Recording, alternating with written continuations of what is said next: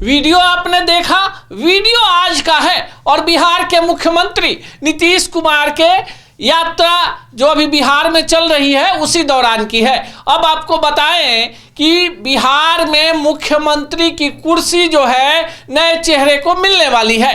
कई सारे नामों की चर्चा है और फाइनल जो करना है बीजेपी के केंद्रीय नेतृत्व को करना है। पर एक बात साफ है कि नीतीश कुमार वाली कुर्सी पर बीजेपी का वही चेहरा बैठेगा जो नीतीश कुमार को पसंद होगा।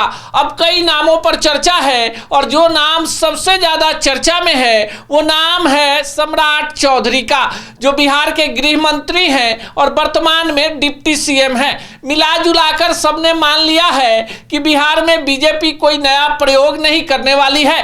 पर नीतीश कुमार ने जो आज मंच पर नया प्रयोग किया है, इसके बाद तो एक बात साफ है कि विजय कुमार सिन्हा को भी आप कमतर करके नहीं आंक सकते।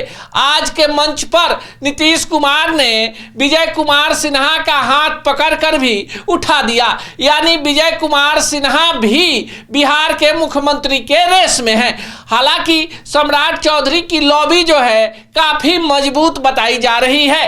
अब इस बीच जिन नामों की चर्चा बीजेपी के तरफ से सबसे ज्यादा सीएम पद की रेस में है उसमें नित्यानंद राय का नाम सबसे आगे है।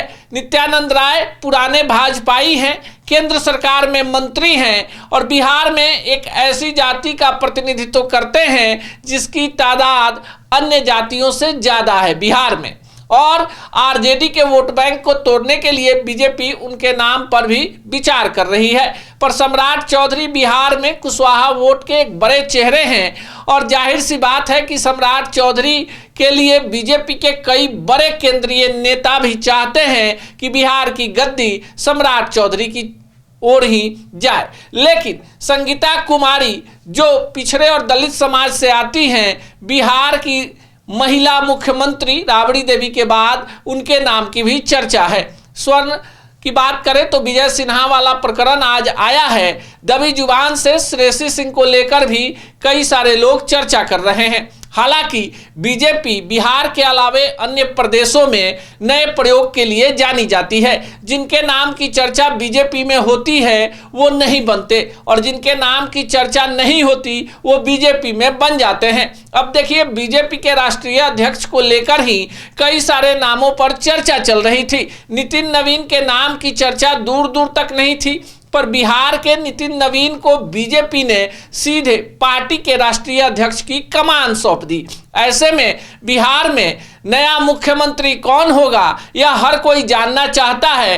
पर यह बात तो साफ हो गया है कि बिहार का नया मुख्यमंत्री बीजेपी का होगा और अगर बीजेपी का होगा तो नंबर 1 की पोजीशन पर तो सम्राट चौधरी ही हैं। लेकिन राजनीति में कब हवा का रुख बदल जाए, कब पार्टी आला कमान कई सारे समीकरणों पर सोच ले, कब संघ का बीजेपी के ऊपर प्रभाव स्थापित हो जाए और कोई ऐसा नाम आ जाए जिसकी चर्चा दूर दूर तक नहीं है, इस बात से भी इनकार नहीं किया जा सकता। हालांकि एक बात तो साफ है कि नीतीश कुमार के राज्यसभा के लिए निर्वाचित हो जाने के बाद बिहार में नया मुख्यमंत्री होगा और मुख्यमंत्री भी बीजेपी का होगा। ऐसे में जदयू के तरफ से एक डिप्टी सीएम होगा और इंजीनियर निशांत कुमार उस कुर्सी पर होंगे, इसमें कोई किंतु परंतु नहीं है।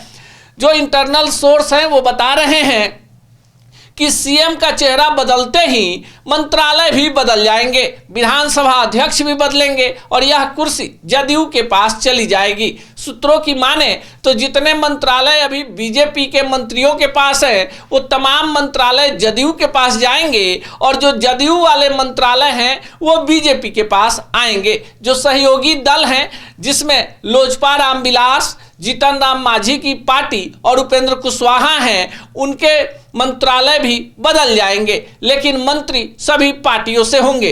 बिहार में अगले 15 दिनों के अंदर नया मुख्यमंत्री मिलने वाला है। साथ ही साथ बिहार की राजनीति में भी बड़ा फेरबदल होने वाला है। बिहार के नए मुख्यमंत्री को लेकर आप क्या सोचते हैं, कमेंट बॉक्स में जरूर बताइएगा।